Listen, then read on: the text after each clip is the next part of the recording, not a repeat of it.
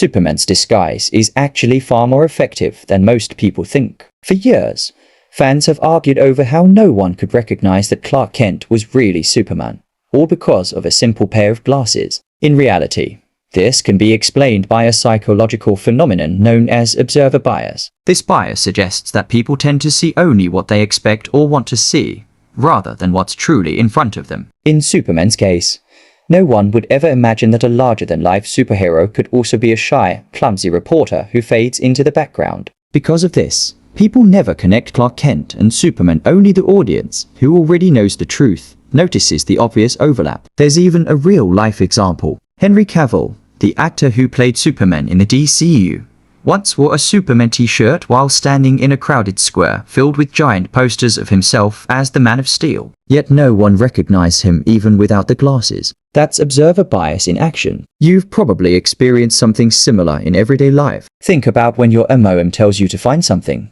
You search everywhere and can't see it, then she walks in and immediately spots it in the exact place you just looked. And just like that, the mystery is solved.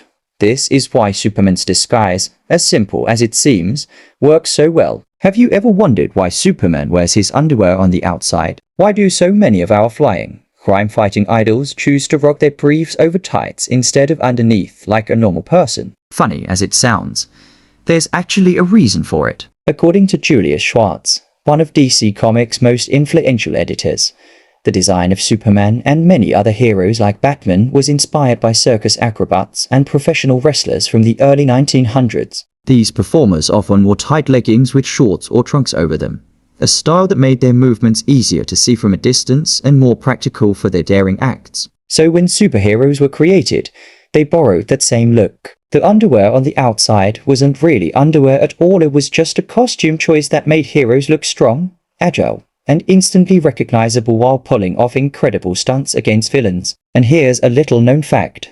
The very first version of Superman, created by Jerry Siegel and Joe Shuster, wasn't a hero at all. He was originally written as a bored villain obsessed with world domination. It wasn't until a year later that Siegel reimagined him as the champion of justice we know today. Good thing he did, otherwise we wouldn't have had decades of Superman movies, comics, and stories to enjoy.